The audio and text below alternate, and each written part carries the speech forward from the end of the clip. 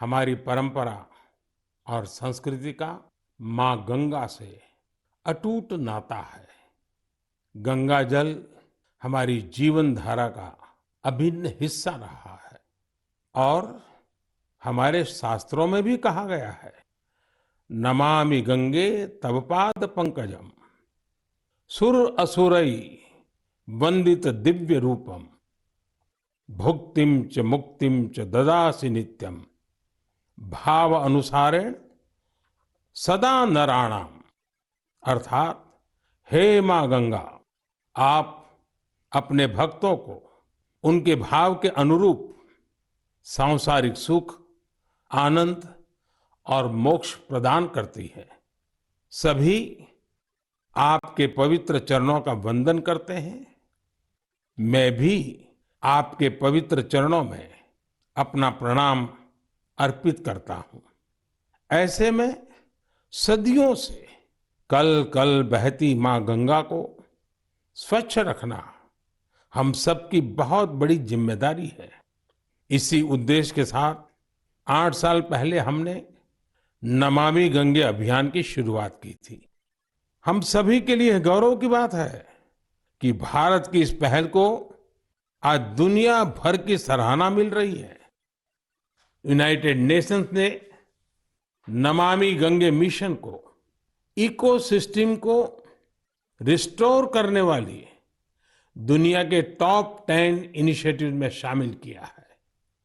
ये और भी खुशी की बात है कि पूरे विश्व के 160 ऐसे इनिशिएटिव्स में नमामि गंगे को यह सम्मान मिला है।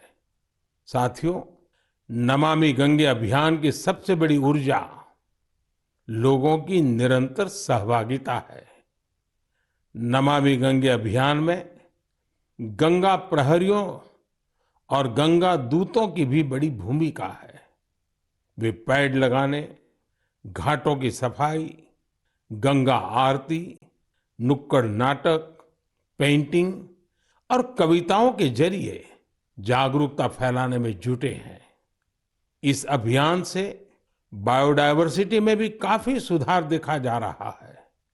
हिल्सा मछली, गंगा डॉल्फिन और कछुओं की विभिन्न प्रजातियों की संख्या में काफी वृद्धि हुई है। गंगा का इकोसिस्टम क्लीन होने से आजीविका के अन्य अवसर भी बढ़ रहे हैं।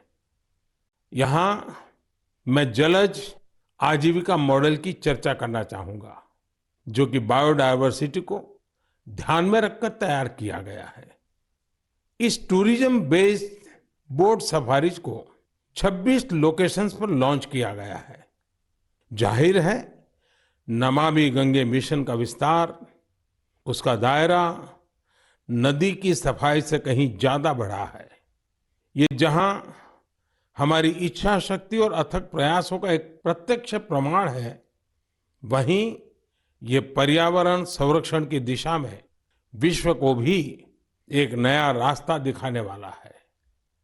मेरे प्यारे देशवासियों, जब हमारी संकल्प शक्ति मजबूत हो तो बड़ी से बड़ी चुनौती भी आसान हो जाती है। इसकी मिसाल पेश की है सिक्किम के थेगू गांव के संगे शेरपा जी ने। ये पिछले 14 साल से 12,000 फीट से भी ज्यादा की ऊंचाई पर पर्यावरण संरक्षण के काम में जुटे हुए हैं। संगे जी ने सांस्कृतिक और पौराणिक महत्व का सोमगो लेक, उसे स्वच्छ रखने का बीड़ा उठा लिया है। अपने अथक प्रयासों से उन्होंने इस ग्लेशियर लेक का रंग रूप ही बदल डाला है।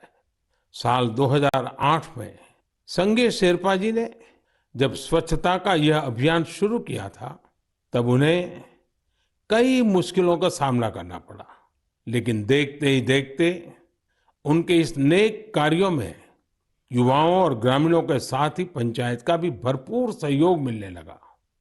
आज आप अगर सोमगो लेक को देखने जाएंगे तो वहां चारों ओर आपको बड़े बड़े गार्बेज बिन्स मिलेंगे।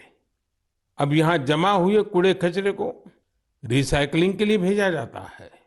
यहाँ आने वाले पर्यटकों को कपड़े से बने गार्बेज बैग्स भी दिए जाते हैं ताकि कूड़ा कचरा इधर उधर न फेंके। अब बेहद साफ सुथरी हो चुकी इस झील को देखने हर साल करीब 5 लाख पर्यटक यहाँ पहुंचते हैं। सोमगो लेक के संरक्षण के इस अनूठे प्रयास के लिए संगे शेरपा जी को कई संस्थाओं ने सम्मानित भी किया है। ऐसी ही कोशिशों के बदौलत आज सिक्किम की गिनती भारत के सबसे स्वच्छ राज्यों में होती है। मैं संगे शेरपा जी और उनके साथियों के साथ साथ देश भर में पर्यावरण संरक्षण के नेक प्रयास में जुटे लोगों की भी हृदय से प्रशंसा करता हूं। साथियों, मुझे खुशी है कि स्वच्छ भारत मिशन आज हर भारतीय के मन में रच बस चुका है। साल 2014 में इस जन आंदोलन के शुरू होने के साथ ही इसे नई ऊंचाइयों पर ले जाने के लिए लोगों ने कई अनूठे प्रयास किए हैं और ये प्रयास सिर्फ समाज के भीतर ही नहीं बल्कि सरकार के भीतर भी हो रहे हैं। लगातार इन प्रयासों का परिणाम ये है, कूड़ा कचरा हटने के कारण, बिन जरूरी सामान हटने के कारण दफ्तरों में काफी जगह खुल जाती है, नया स्पेस मिल जाता है। पहले जगह के अभाव में दूर दूर किराए पर दफ्तर रखने पड़ते थे। इन दिनों ये साफ सफाई के कारण इतनी जगह मिल रही है कि अब एक ही स्थान पर सारे दफ्तर बैठ रहे हैं। पिछले दिनों सूचना और प्रसारण मंत्रालय ने भी मुंबई में, अहमदाबाद में, कोलकाता में, शिलांग में, कई शहरों में अपने दफ्तरों में भरपूर प्रयास किया और उसके कारण आज उनको 2-2, 3-3 मंजिलें पूरी तरह नए सिरे से काम में आ सके ऐसी उपलब्ध हो गई। ये अपने आप में स्वच्छता के कारण हमारे संसाधनों का ऑप्टिमम यूटिलाइजेशन का उत्तम अनुभव आ रहा है। समाज में भी, गांव-गांव, शहर-शहर में भी, उसी प्रकार से दफ्तरों में भी ये अभियान देश के लिए भी हर प्रकार से उपयोगी सिद्ध हो रहा है। मेरे प्यारे देशवासियों, हमारे देश में अपनी कला संस्कृति को लेकर एक नई जागरूकता आ रही है, एक नई चेतना जागृत हो रही है। मन की बात में हम अक्सर ऐसे उदाहरणों की चर्चा भी करते हैं जैसे कला, साहित्य और संस्कृति समाज की सामूहिक पूंजी होते हैं। वैसे ही इन्हें आगे बढ़ाने की जिम्मेदारी भी पूरे समाज की होती है। ऐसा ही एक सफल प्रयास लक्षद्वीप में हो रहा है। यहाँ कल्पेनी द्वीप पर एक क्लब है, कुमेल ब्रदर्स चैलेंजर्स क्लब। ये क्लब युवाओं को स्थानीय संस्कृति और पारंपरिक कलाओं के संरक्षण के लिए प्रेरित करता है। यहाँ युवाओं को लोकल आर्ट, कोलकली, परिचाकली, किलिपाट्टू और पारंपरिक गानों की ट्रेनिंग दी जाती है। यानी पुरानी विरासत नई पीढ़ी के हाथों में सुरक्षित हो रही है, आगे बढ़ रही है। और साथियों, मुझे खुशी है इस प्रकार के प्रयास देश में ही नहीं विदेश में भी हो रहे हैं। हाल ही में दुबई से खबर आई कि वहां के कालारी क्लब ने Guinness book of world records में नाम दर्ज किया है। कोई भी सोच सकता है कि दुबई के क्लब ने रिकॉर्ड बनाया तो जो भारत से क्या संबंध।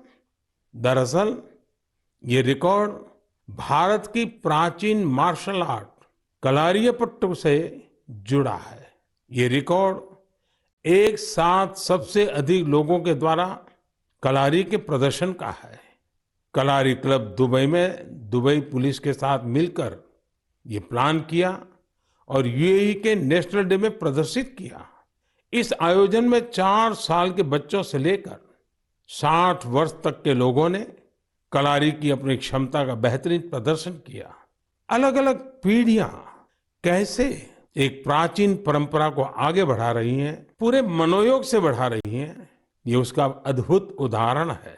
साथियों, मन की बात के श्रोताओं को मैं कर्नाटका के गडक जिले में रहने वाले कवेम श्री जी के बारे में भी बताना चाहता हूँ। कवेम श्री दक्षिण में कर्नाटका की कला संस्कृति को पुनर्जीवित करने के मिशन में पिछले 25 वर्षों से अनवरत लगे हुए हैं। आप कल्पना कर सकते हैं कि उनकी तपस्या कितनी बड़ी है। पहले तो वो होटल मैनेजमेंट के प्रोफेशन से जुड़े थे, लेकिन अपनी संस्कृति और परंपरा को लेकर उनका लगाव इतना गहरा था कि उन्होंने इसे अपना मिशन बना लिया। उन्होंने कला चेतना के नाम से एक मंच बनाया। ये मंच आज कर्नाटका के और देश विदेश के कलाकारों के कई कार्यक्रम आयोजित करता है। इसमें लोकल आर्ट और कल्चर को प्रमोट करने के लिए कई इनोवेटिव काम भी होते हैं। साथियों, अपनी कला संस्कृति के प्रति देशवासियों के उत्साह अपनी विरासत पर गर्व की भावना का ही प्रकटीकरण है। हमारे देश में तो हर कोने में ऐसे कितने ही रंग बिखरे हैं। हमें भी उन्हें सजाने, संवारने और संरक्षित करने के लिए निरंतर काम करना चाहिए। मेरे प्यारे देशवासियों, देश के अनेक क्षेत्रों में बांस से अनेक सुंदर और उपयोगी चीजें बनाई जाती हैं। विशेष रूप से आदिवासी क्षेत्रों में बांस के कुशल कारीगर कुशल कलाकार है। जब से देश ने बैम्बू से जुड़े अंग्रेजों के जमाने के कानूनों को बदला है, इसका एक बड़ा बाजार तैयार हो गया है। महाराष्ट्र के पालघर जैसे क्षेत्रों में भी आदिवासी समाज के लोग बैम्बू से कई खूबसूरत प्रोडक्ट्स बनाते हैं। बैम्बू से बनने वाले बॉक्सेस, कुर्सी, चायदानी, टोकरियां और ट्रे जैसी चीजें खूब लोकप्रिय हो रही है। यही नहीं, ये लोग बैम्बू घास से खूबसूरत कपड़े और सजावट की चीजें भी बनाते हैं। इससे आदिवासी महिलाओं को रोजगार भी मिल रहा है और उनके हुनर को पहचान भी मिल रही है। साथियों, कर्नाटका के एक दंपति सुपारी के रेशे से बनी कई यूनिक प्रोडक्ट्स इंटरनेशनल मार्केट तक पहुंचा रहे हैं। कर्नाटका में शिवमोगा में ये दंपति हैं, श्रीमान सुरेश और उनकी पत्नी श्रीमती मैथिली। ये लोग सुपारी के रेशे से ट्रे, प्लेट और हैंडबैग से लेकर कई डेकोरेटिव चीजें बना रहे हैं। इसी रेशे से बनी चप्पलें भी आज खूब पसंद की जा रही हैं। उनके प्रोडक्ट्स आज लंदन और यूरोप के दूसरे बाजारों तक में बिक रहे हैं।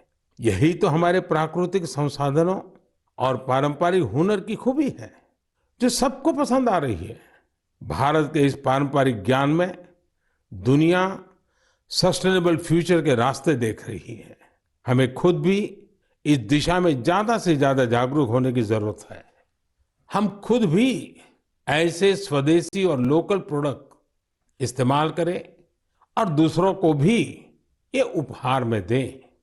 इससे हमारी पहचान भी मजबूत होगी, स्थानीय अर्थव्यवस्था भी मजबूत होगी और बड़ी संख्या में लोगों का भविष्य भी उज्जवल होगा। मेरे प्यारे देशवासियों, अब हम धीरे धीरे मन की बात के 100वें एपिसोड के अभूतपूर्व पड़ाव की ओर बढ़ रहे हैं।